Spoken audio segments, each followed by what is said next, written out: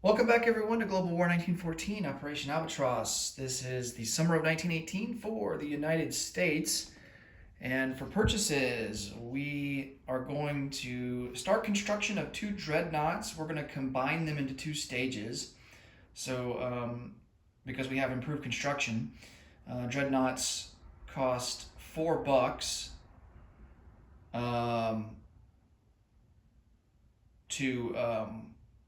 so it would be $8.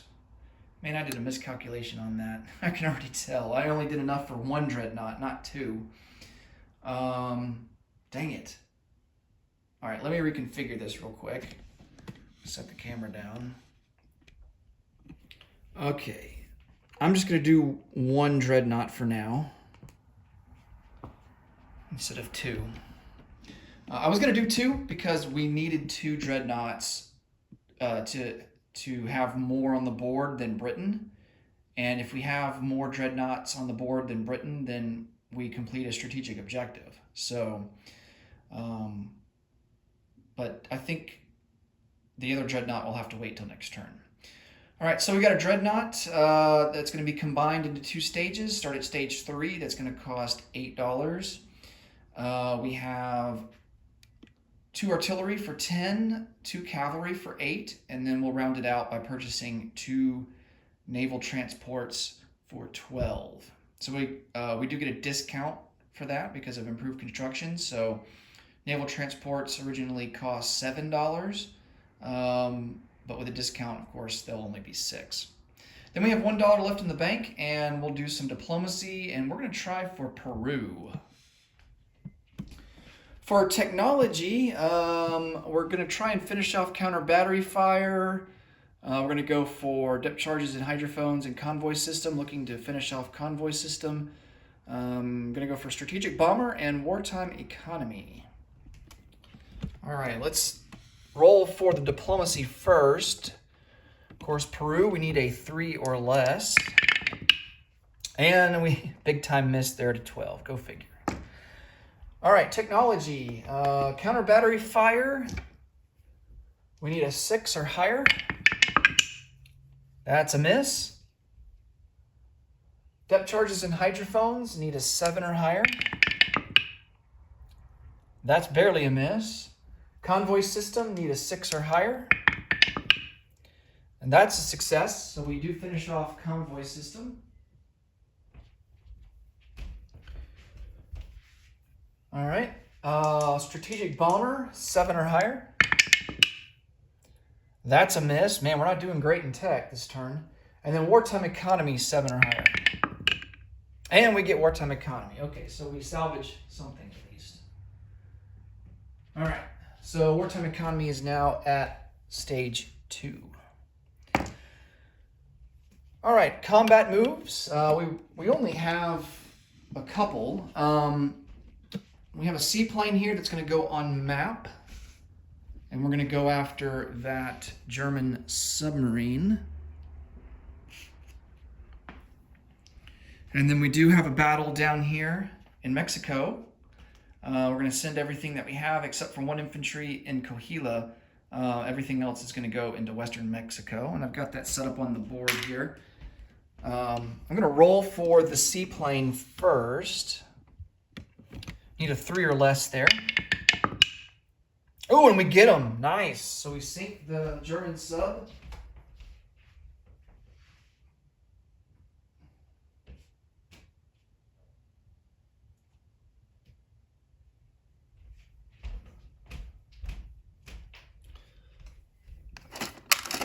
All right, and the seaplane will go back to Newfoundland.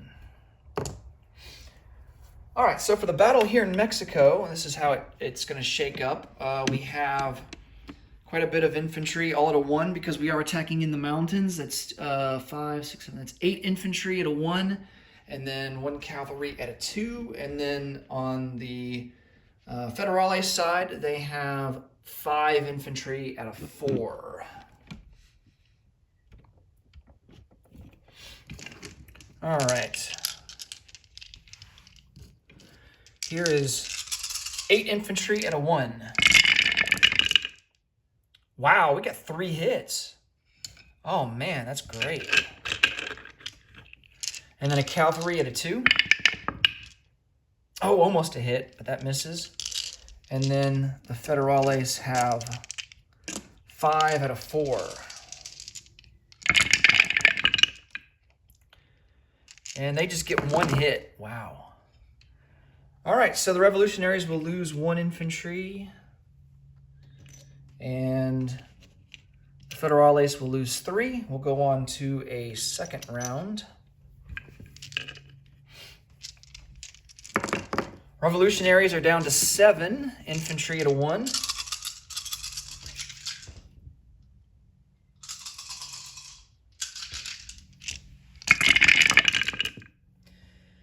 And 1 hit that time. And then we have the cavalry at a 2. Oh, there's a hit. Nice. That's the hit that we needed to win the battle. Fantastic.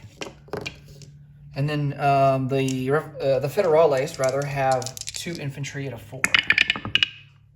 And they both miss. Wow. All right, so the Revolutionaries take over Western Mexico.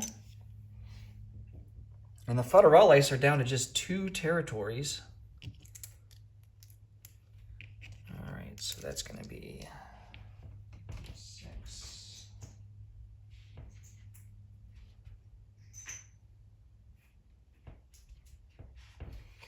All right, so the Revolutionaries have 7 infantry and 1 cavalry in Western Mexico.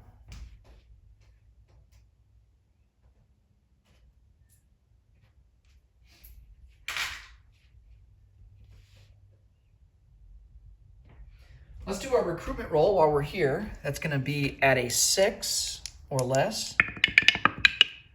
And we miss with an 8.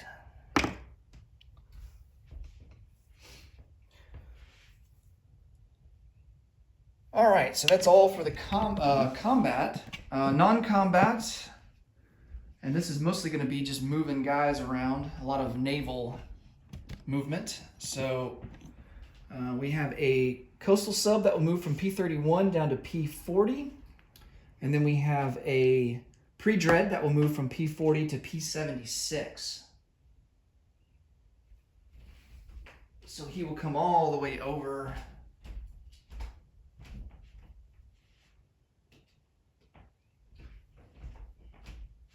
They're off the coast of Central America on the other side of the map.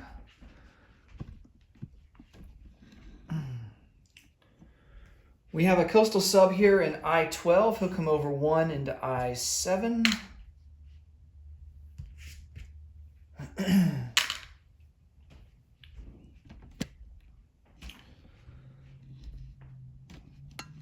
We have some guys here in P-76, a naval transport, and a dreadnought will move 2 spots. 1 into A40, 2 into A37, so they'll be off the Bahamas. And then a cruiser and a submarine, they can move 3, so they're going to go 1 to A40, 2 to A37, 3 into A30. And then joining them from A37 will be 2 pre-dreadnoughts.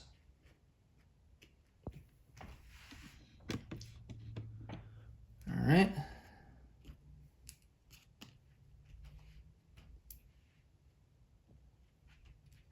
Are those cruisers? No, those are pre-dreadnoughts. Yeah. Got to make sure, because on the Italian turn, I think on the Italian turn when I rolled for the shore bombardment, I thought it was a cruiser, but it was actually a pre-dread. I mean, it didn't matter because he missed anyway, but I mistaken the pre-dread for a cruiser. All right, what else do we have? So we have a coastal sub. All the rest of the moves are going to be up here in the North Atlantic and in Europe. So a coastal sub, A18 to A19. We have a fleet here in A20 with a lot of various items. They're going to move 2 into the English Channel, so that's going to be into A22. And we do have some units aboard, a couple of naval transports, and they're going to go into Picardy. The guys that we have in Picardy, that's going to be 2 artillery and 2 infantry. They're going to go into Belgium. I'm going to put them on this British unit card here.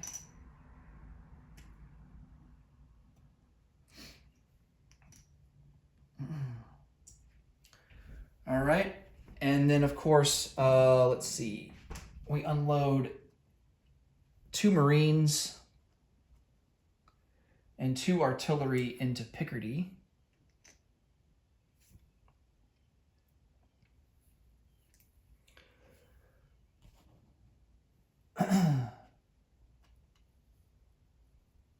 And then our fleet will stay there in A22. Okay, we're going to load up 4 infantry from the British Midlands, and they're going to load up on 2 naval transports that we have here in the English Channel, and they're going to go over into Picardy. Actually, no, they're going to go in. They're going to move one and go into Belgium.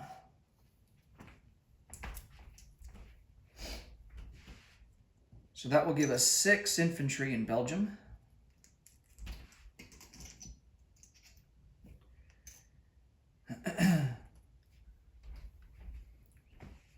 And that gives us a trench line.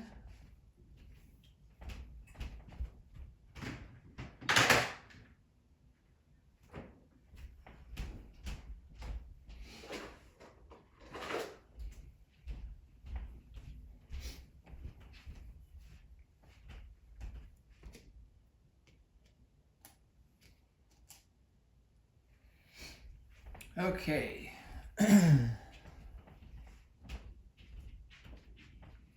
What else do we have? So I've loaded up those guys. They're good to go in the British Midlands. Let's take, back over here in Washington, D.C.,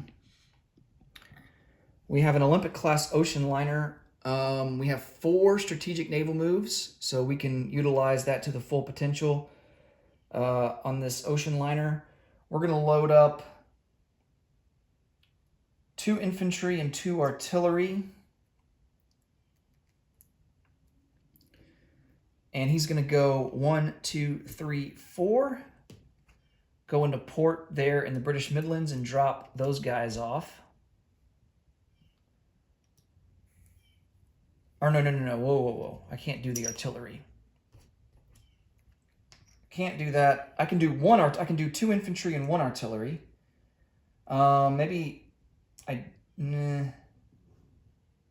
Let's do 3. Let's do 3 infantry. And here's the thing, like in order to satisfy the global domination strategic objective, we need to have 18 or more land units in Europe. So that's what I'm trying to achieve here before the game ends. Of course, we might not need it if Russia doesn't collapse, but we can't bank on that. We have to assume that Russia is going to collapse. So 3 infantry, that will leave 1 infantry behind in New York. Did I say Washington, D.C. earlier? Yeah, I did. I meant New York. All right, so 3 infantry go to the British Midlands. So we have 4 infantry now in the British Midlands, along with a U.S. Marine. And can we get our fighter over there? He's not going to have the range. Fighters only have a range of 3. Let's send the fighter up to Newfoundland.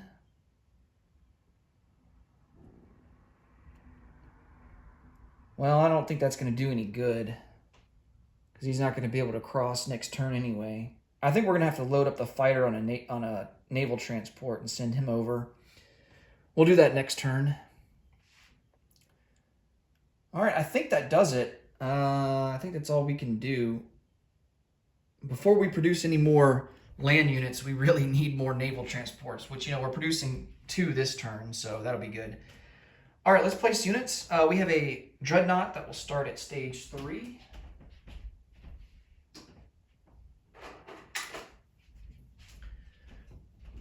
Two naval transports will be manufactured in New York City.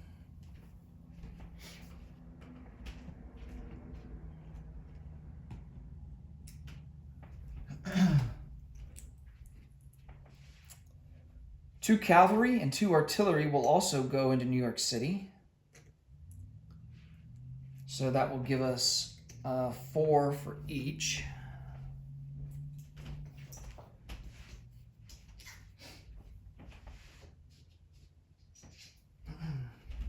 And I'm just going to chip them out.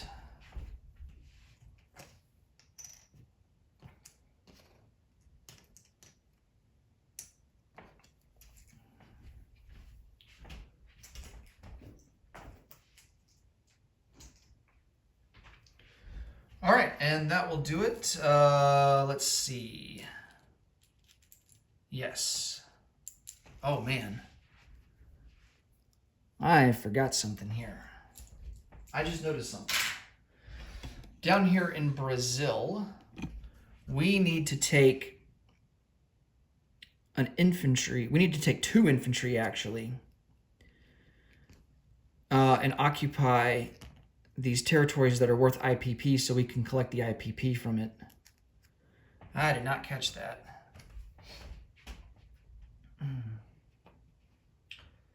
Let's see.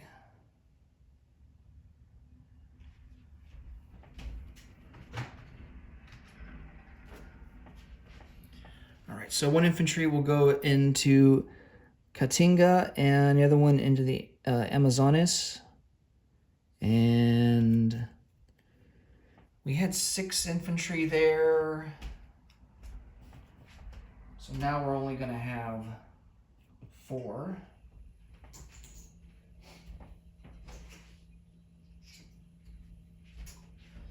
Still enough to maintain a trench line. Barely.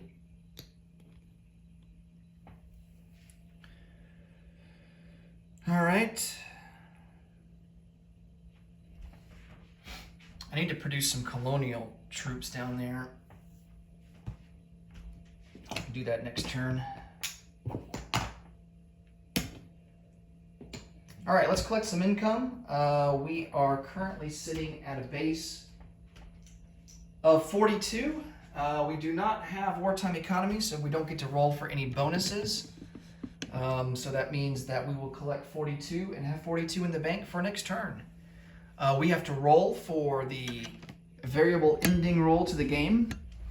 And we do get a +1 to that roll. So the odds of the game ending increase slightly. And that's because of a random event that we had at the beginning of the turn. So as it stands right now, I think we're sitting at a 3. A 3 or less ends the game. So we add 1 because it's been a turn since we started rolling for it. And then we add another to the roll because of the random event. So a 3 or less will end the game. And the game will continue. We rolled a 9. All right, that will do it for the United States. Next up will be the Republic of China. Thanks so much for watching, and until next time, take it easy. Bye for now.